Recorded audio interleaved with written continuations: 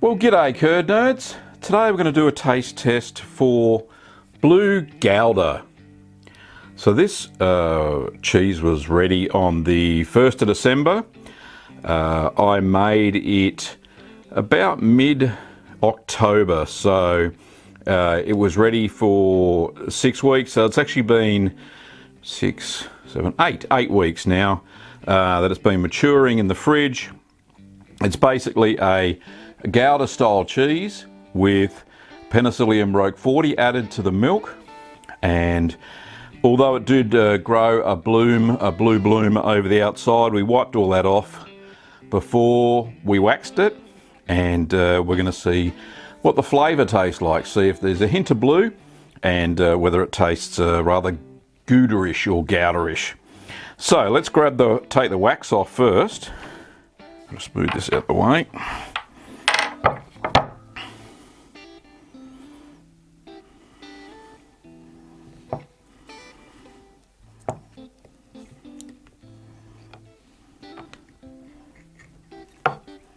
It's sticking a little bit to the wax. It's not a bad thing. It's still very firm. It's just going to make the wax a lot harder to clean up, to reuse it. Now I did put about 3, maybe even 4 layers of wax on here. But yeah, a bit of cheese is coming off with the wax, so I might have to, depends on how well I can scrub this wax, whether I can clean off the cheese. But yeah, that's unfortunate. A bit of the cheese is coming off. There we go, backside's all right.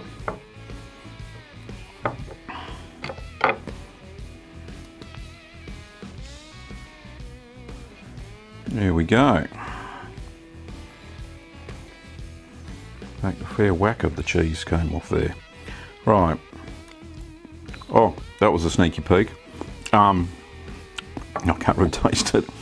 So the cheese looks all right. It's a bit crumbly actually.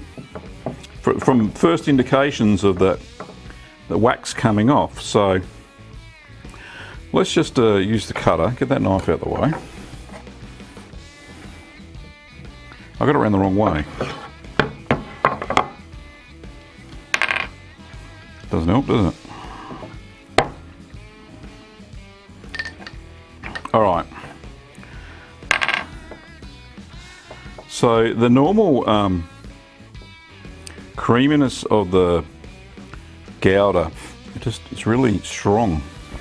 It smells strong. I think that's definitely the Penicillium Roqueforti. It does smell very bluish.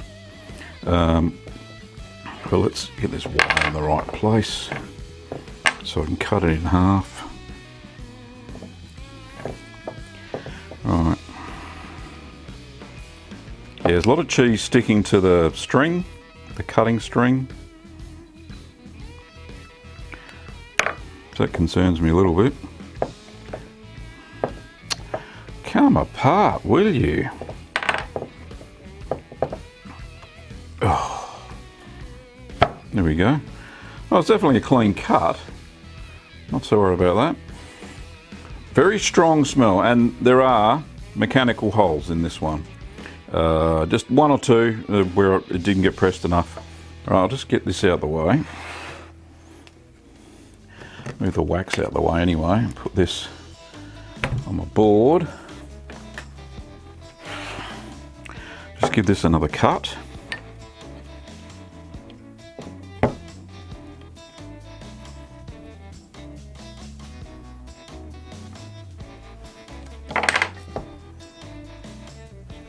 So some more mechanical holes where I didn't press. It's quite tacky actually.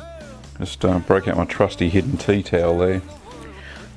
Smells nice. It's strong. So what I was kind of hoping for, making a blue Gouda, or a blue style Gouda. Let's just pull that through. It's still cutting okay.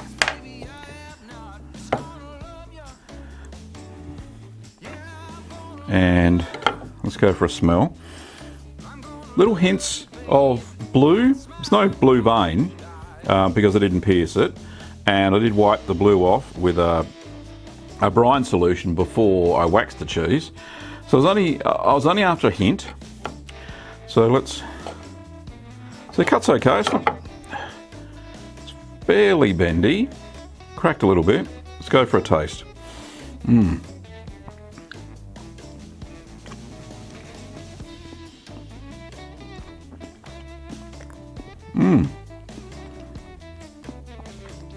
Quite nice.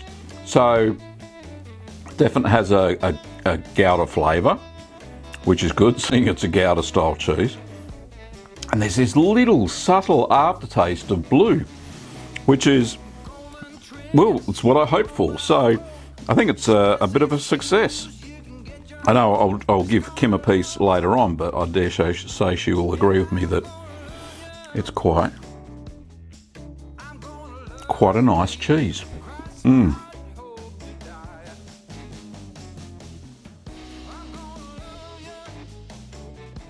Very nice indeed. It's exactly what I was after.